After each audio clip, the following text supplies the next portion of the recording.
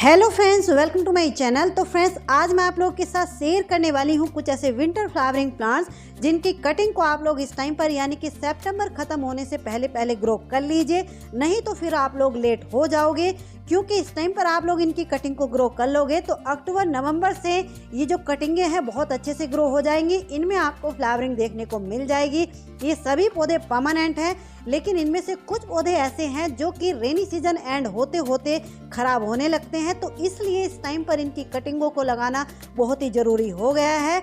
इनकी कटिंग को लगाने के लिए देखिए यहाँ पर 80% रिवर सैंड और 20% नॉर्मल गार्डन सॉइल को लिया है, यानी कि मिट्टी आपको बहुत ही वेल ड्रेन तैयार करनी है। और देखिए इन पौधों की कटिंग को लगाने के लिए जो डिस्पोजल गिलास होते हैं, या तो इनमें आप लोग कटिंग को लगाइए, नीचे ड्रेनेज होल को जरूर बना लीजिए, या फिर देखिए इस तरीके के ये जो नर्सरी पॉट होते हैं प्लास्टिक वाले, इनमें भी नीचे बहुत सारे ड्रेनेज होल होते हैं, इनमें आप लोग कटिंग को लगाइए।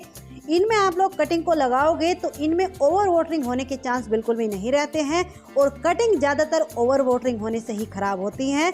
और देखिए इस तरीके से मिट्टी को भरने के बाद गीला कर लेना है। तो देखिए सबसे पहला जो पौधा है जिसकी कटिंग को इस टाइम पर हम लोग लगाएंगे, ये है देखिए बिगोनिया। बिगोनिया का पौधा परमानेंट तो होता है, लेकिन इसकी हालत आप लोग देख लीजिए, बारिश से एंड होते होते ये 2 पौधे ही मेरे बचे हैं, खराब होने लगे हैं।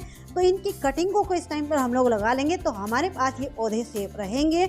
आप लोगों को पहले मैं एक कटिंग दिखाती हूँ। लगभग अगस्त के महीने में इसकी कटिंग मैंने लगाई थी स्टार्टिंग में, 1 से 1.5 महीने की ये कटिंग हो गई है। इसकी मिट्टी को आप लोग देखिए, जब मैंने इसको निकाला है बिल्कुल सूखी हुई मिट्टी है। तो बिगोनिया का जो पौधा होता है, इसकी कटिंग को लगाते हुए केवल एक बात आपको ध्यान रखनी है, जिस भी मिट्टी में आप लोग कटिंग को लगा रहे हैं, देखिए आप लोग देख लीजिए कितनी सूखी हुई मिट्टी है, यानी कि 20 से 30% इस सैंड में नमी होनी चाहिए, बाकी 60 या 70% ये जो सैंड है सूखी हुई होनी चाहिए। इस तरीके की सैंड में हम लोग कटिंग को लगाएंगे। और देखिए जैसे आज हमने इनकी कटिंग को लगाया है, आज इनको जैसे हम पानी नहीं दे रहे हैं, इसी तरीके से इनको उठाकर रख देंगे। पानी इनको कब और कैसे देना है और कहाँ रखना है आगे मैं वीडियो में एंड में शेयर करूंगी। अगला जो प्लांट है ये है देखिए आइवी जेरेनियम। ये प्लांट परमानेंट होने के साथ साथ लगभग पूरा साल तो ये कंटिन्यू फ्लावरिंग करता है। अगस्त और सितंबर के महीने में जब बारिशें बहुत ज़्यादा होने लगती हैं, उस टाइम पर इसकी फ्लावरिंग थोड़े से समय के लिए बंद हो जाती है और पौधा भी खराब होने लगता है बारिशों के पानी से। जैसे कि बिगोनिया के पौधे की हालत हो गई है, ठीक इसी तरीके से मेरे इन पौधों की हालत हो गई थी। तो इनकी कुछ कटिंगें मुझे मिली है, जहाँ जहाँ से अच्छी अच्छी मुझे कटिंगें मिली हैं वो कटिंगें मैंने ली हैं। देखिए ये जो नोड एरिया होते हैं, यहीं से इनमें रूटिंग स्टार्ट होगी। ये सकुलेंट फैमिली के पौधे हैं, तो इनमें आप लोग एलोवेरा जेल को जरूर लगा लीजिए। एलोवेरा जेल जो होता है रूटिंग हार्मोन का काम भी करता है और कटिंग को गलने नहीं देगा। तो ये जो कटिंग आप लोग सामने देख रहे हैं, ये अगस्त के फर्स्ट वीक में मैंने ये कटिंग लगाई थी। लगभग 1 से 1.5 महीना हो गया है, कितने अच्छे से इसकी कटिंग ग्रो हुई है। ये है देखिए वेरीगेटेड कलेंचो। कलेंचो की इस टाइम पर कोई सी वैरायटी हो, नॉर्मल हो, हाइब्रिड हो, इन सभी को इस टाइम पर आप लोग कटिंग से ग्रो कर लीजिए। इनके टिप वाले हिस्से की 2-2 इंच की भी कटिंग अगर आपको मिल जाती है, देखिए इस तरीके से इतनी बड़ी कटिंग भी इसकी ग्रो हो जाती है।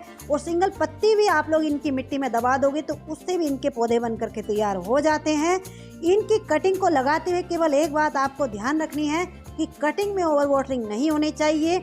ओवर वाटरिंग तो किसी भी पौधे की कटिंग में नहीं होनी चाहिए। ये जो कटिंग है आप लोग सामने देख रहे हैं, ये अगस्त के महीने में मैंने लगाई थी। आप लोग देख लीजिए कितने अच्छे से ये कटिंग ग्रो हो गई हैं। अगला जो प्लांट है ये है देखिए मैरीगोल्ड यानी कि गेंदा। इनको इस टाइम पर आप लोग बीजों से, कटिंग से, दोनों तरीके से ग्रो कर सकते हैं। अगर आपके पास इनके प्लांट हैं तो इनकी कटिंग को लगाना इसलिए भी जरूरी है क्योंकि इनका जो पौधा होता है बहुत ज़्यादा दिनों तक सर्वाइव नहीं करता है, केवल 2 से 3 बार ही अच्छे से फ्लावरिंग करता है। तो देखिए ये जो सामने आप लोग कुछ कटिंगें देख रहे हैं, ये कुछ कटिंगें मैंने कुछ दिन पहले लगाई थी, तो ये ग्रो तो बहुत अच्छे से हो गई हैं। लेकिन इनको हम लोग क्या करेंगे, देखिए इस तरीके से ऊपर से टिप वाले हिस्से की कटिंग को कट कर लेंगे तो हमारे पास इनकी एक कटिंग भी तैयार हो जाएगी। और जहाँ से हमने इसको कट किया है, यहाँ से इसमें नई नई ब्रांचें निकलेंगी, तो हमारा पौधा घना और हेल्दी बनेगा। ये जो कटिंग आप लोग देख रहे हैं, इसकी पत्तियों को देखिए इस तरीके से नहीं खींचना है, इस तरीके से आप लोग खींचोगे तो इसके जो नोड एरिया होते हैं ये खराब हो जाएंगे।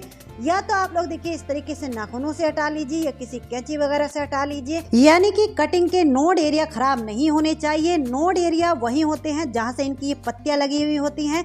नोड एरिया अगर खराब हो गए तो कटिंग ग्रो नहीं होगी, तो इस बात का आपको ध्यान रखना है। और टिप वाले हिस्से की 3 से 4 इंच की ही कटिंग लेनी है। इस टाइम पर देखिए इनमें कलियां बनने लगी हैं, तो इन कलियों को हम लोग हटा देंगे।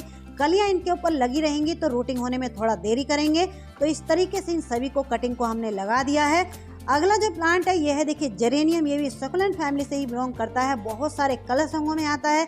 ये पौधा भी परमानेंट तो होता है, लेकिन ज़्यादा जब बारिशें होती हैं उस टाइम पर बारिश के पानी से ही इसे हमें बचाना होता है। तो देखिए इसकी कटिंग आपको कैसे लेनी है, इस तरीके से 3 से 4 इंच की इसकी कटिंग लेनी है। जैसे कि मैंने कहा कि ये भी सक्युलेंट फैमिली से बिलोंग करता है, तो इसकी भी कटिंग में ओवर वाटरिंग नहीं होनी चाहिए। इस तरीके से इसकी कटिंग को लगा देना। नेक्स्ट है ये डायंथस। ये प्लांट परमानेंट होने के साथ साथ ऐसा होता है पूरा साल तो ये फ्लावरिंग करता है।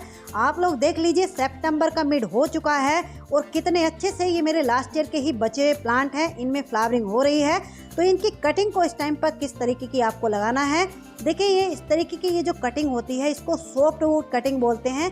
यानी कि इस पौधे में से ये जो नई ब्रांच निकलती है वो आपको कट करना है। जैसे कि आप लोग ये कटिंग देख रहे हैं, ये इसकी थोड़ा पुरानी कटिंग है, तो ये सूख जाती है ज़्यादातर। तो इसकी जो बिल्कुल सॉफ्ट वुड यानी कि नई जो ब्रांच निकलती है इस तरीके से, इस कटिंग को आपको लगाना है। वैसे तो ये प्लांट ऐसा होता है कि इसकी कटिंग को आप लोग किसी अदर सीजन में भी ग्रो कर सकते हैं, लेकिन किसी अदर सीजन में आप लोग इसकी कटिंग को ग्रो करोगे तो कम से कम 20 से 25 दिन ले लेती है इसकी कटिंग ग्रो होने में। लेकिन इस टाइम पर आप लोग इसकी कटिंग को लगाओगे तो 10 से 15 दिन में पूरे अच्छे तरीके से इसकी जो कटिंग है ग्रो हो जाएगी। आप लोग देख लीजिए इस डिस्पोजल में एक कटिंग मैंने छोटी सी ऐसी ही दबा दी थी, कितने अच्छे से ये 20 से 25 दिन का रिजल्ट है, इसमें ग्रोथ हुई है। ये है देखिए कार्नेशन। कार्नेशन भी बहुत सारे कलर रंगों में आते हैं। ये प्लांट भी परमानेंट होते हैं, लेकिन इनको भी हमें बारिश के पानी से बचाना होता है। आप लोग देख लीजिए मेरे पौधों की क्या हालत हो रही है। फ्लावरिंग भी इन पर कंटिन्यू होती रहती है। इसकी भी कटिंग को जैसे हमने डायंथस की कटिंग को लगाया है इसी तरीके से लगाना है। तो आप लोग देख लीजिए इसकी जो कटिंग है ग्रो होने में थोड़ा टाइम लेती है, यानी कि 20 से 25 दिन ले लेती है। अगला जो प्लांट है यह है देखिए डहेलिया। ये भी बहुत सारे कलर रंगों में आते हैं, single petal, double petal. Single petal वाले जो होते हैं उनको आप लोग बीजों से भी ग्रो कर सकते हैं, लेकिन ये वाले जो प्लांट होते हैं इनको आप लोग या तो बल्ब से ग्रो कर सकते हैं या फिर कटिंग से ग्रो कर सकते हैं। आपके पास अगर इनके पुराने प्लांट हैं तो देखिए मैं अपने ही प्लांट से एक कटिंग लेकर के आई हूँ। इनकी पूरी अपडेटेड वीडियो नेक्स्ट आने वाली है कि किस तरीके से इनकी कटिंग को लगाना है। अगला जो प्लांट है ये है देखिए गोनफ्रीना। ये प्लांट भी ऐसा होता है पूरा साल फ्लावरिंग करता रहता है, लेकिन इनकी भी कटिंग इसलिए हमें लगानी पड़ती है, एक ही पौधा लगातार बहुत दिनों तक नहीं चलता है। इसको आप लोग बीजों से भी ग्रो कर सकते हैं, कटिंग से भी ग्रो कर सकते हैं। देखिए इस तरीके से एक नोड एरिया भी अगर इसका मिट्टी के अंदर चला गया तब भी इसकी कटिंग ग्रो हो जाती है। देखिए टिप वाले हिस्से की आप लोग देख लीजिए 3 से 4 कटिंग इस डिस्पोजल में मैंने लगाई थी अगस्त के महीने में। कितने अच्छे से इसकी ये जो कटिंगें ग्रो हुई हैं, तो इनको भी इस टाइम पर आप लोग कटिंग से ग्रो कर सकते हैं। अगला जो प्लांट है ये है देखिए पोंसेटिया। विंटर गार्डन में कलर ऐड करने के लिए पोंसेटिया बहुत ही अच्छा ऑप्शन है। ये भी परमानेंट प्लांट होता है, लेकिन समर में इसकी जो पत्तियां हैं कुछ इस तरीके से हो जाती हैं, यानी कि इसकी जो पत्तियों का कलर निखर करके आता है वो विंटर में ही आता है। लेकिन इस टाइम पर अगर आपके पास इनके पुराने प्लांट हैं तो टिप वाले हिस्से की 4 से 5 इंच की कटिंग को कट करके इस तरीके से आपको लगा देना है। नेक्स्ट जो प्लांट की कटिंग है आप लोग ये सामने देख रहे हैं, ये है टोरेनिया की कटिंग। इसके जो प्लांट है इस टाइम पर नर्सरी पर मिलने लगे हैं, 15 से 20 रुपए में इसका प्लांट मिल जाएगा। मैं भी एक प्लांट लेकर के आई थी तो उसी की कुछ कटिंगें मैंने लगा ली हैं। देखिए इस तरीके से टिप वाले हिस्से की 2-2, 3-3 इंच की ये कटिंगें मुझे मिली हैं, तो इनको इस टाइम पर मैं लगा लूँगी तो विंटर तक ये जो कटिंगें हैं पूरे अच्छे तरीके से मेरे पास इनके प्लांट बन करके तैयार हो जाएंगे। अगला जो प्लांट आप लोग ये सामने देख रहे हैं ये है पेंटास। ये भी परमानेंट होने के साथ साथ ऐसा प्लांट होता है पूरा साल इसी तरीके से कंटिन्यू फ्लावरिंग करता रहता है, बहुत सारे कलर रंगों में आता है। किस तरीके से गुच्छों में इसमें फ्लावरिंग होती है, बहुत ही हार्डी और लो मेंटेनेंस ये प्लांट होता है। जो लोग बिगनर्स हैं, गार्डनिंग की भी शुरुआत करना चाहते हैं, वो लोग इस प्लांट को जरूर अपने गार्डन में ऐड कीजिए। इसकी जो कटिंगें हैं अगस्त के महीने में मैंने लगाई थी, आप लोगों के साथ शेयर भी की थी। आप लोग देख लीजिए कितने अच्छे से इसकी कटिंग में रूटिंग स्टार्ट हुई है। तो इनकी कटिंग को भी इस टाइम पे आप लोग लगा सकते हैं। यह देखिए क्राइसैंथेमम यानी कि गुलदाउदी, इनकी कटिंग को अभी भी आप लोग लगा सकते हैं, देर नहीं हुई है। इस टाइम पर आप लोग इनकी कटिंग को लगाओगे तो जनवरी दिसंबर तक आपको इनमें फ्लावरिंग देखने को मिल जाएगी और अप्रैल मई तक इनमें फ्लावरिंग होती है। तो अभी भी देर नहीं हुई, अभी भी आप लोग इनकी कटिंग को लगा सकते हैं। कटिंग को लगाने के बाद अब बारी आती है कि रखना कहाँ पर है, क्योंकि अगर आपने सही जगह पर कटिंग को रखा है तो कटिंग ग्रो होगी। अगर गलत तरीके से गलत जगह आपने कटिंग को रख दिया है तो हो सकता है आपकी कटिंग खराब हो जाए। तो देखिए पहली चीज़ तो इस तरीके के ये जो टूटे हुए टब वगैरह सभी के घरों में मिल जाते हैं, इनमें नीचे मिट्टी डाल करके अपनी कटिंगों को इस तरीके से रख दीजिए। या फिर आप लोग ऐसा कर सकते हैं, जैसे कि मेरा ये अरिका पाम के जो प्लांट हैं बड़े बड़े से, तो इनके पोट की ये जो मिट्टी है देखिए इस तरीके से इसको पहले लूज कर लेना है, यानी कि ढीला कर लेना है। यानी कि जो लोग टेरेस गार्डनिंग करते हैं डायरेक्ट टेरेस पर कटिंग को नहीं रखना है। जिस भी पॉट में डिस्पोजल में आप लोग कटिंग को लगा रहे हैं उसको इस तरीके से उठा करके आपके जो परमानेंट प्लांट्स के पॉट हैं उनमें इस तरीके से मिट्टी को लूज करके रख देना है। इस तरीके से कटिंग को रखने से हमें ये फायदा होता है कि कटिंग में गलती से कभी अगर ओवर वाटरिंग हो भी जाती है तो नीचे की पॉट की जो मिट्टी है, जितना भी एक्स्ट्रा पानी कटिंग में गया है वो मिट्टी सोख लेती है। या फिर कभी गलती से अंडर वाटरिंग रह जाती है तो कटिंग को जितनी भी नमी चाहिए होती है वो नीचे वाले पॉट से कटिंग सोख लेती है। और देखिए ये जो बिगोनिया की कटिंगें हैं, जैसे आज हमने कटिंग को लगाया है तो 3 से 4 दिन बाद स्प्रे बोतल से हल्का हल्का स्प्रे कर देना है इनकी कटिंग के ऊपर। और देखिए ये जो एरिया है जहाँ पर ये मेरी कटिंगें रखी हुई हैं, यहाँ पर डायरेक्ट बारिश का पानी इनके ऊपर नहीं पड़ेगा। यानी कि बड़े बड़े से जो पौधे हैं उनके नीचे ये कटिंगें रखी हुई हैं तो इनके ऊपर छन करके पानी गिरेगा, डायरेक्ट बारिश का पानी नहीं गिरेगा। यानी कि छाया वाली जगह में रखना है और ऐसी जगह रखना है जहां डायरेक्ट इनके ऊपर बारिश का पानी ना पड़े। तो चलिए फ्रेंड्स, कैसी लगी आज की ये वीडियो? अच्छी लगी है तो एक लाइक ज़रूर कर देना, क्योंकि फ्रेंड्स लाइक करने का कोई भी पैसा नहीं जाता है। आपके एक लाइक से हमें थोड़ा मोटिवेशन मिलता है, तो इसलिए वीडियो को आगे शेयर भी कर देना और कमेंट करके ये ज़रूर बताना कि आपको ये मेरा कटिंग लगाने का तरीका कैसा लगता है।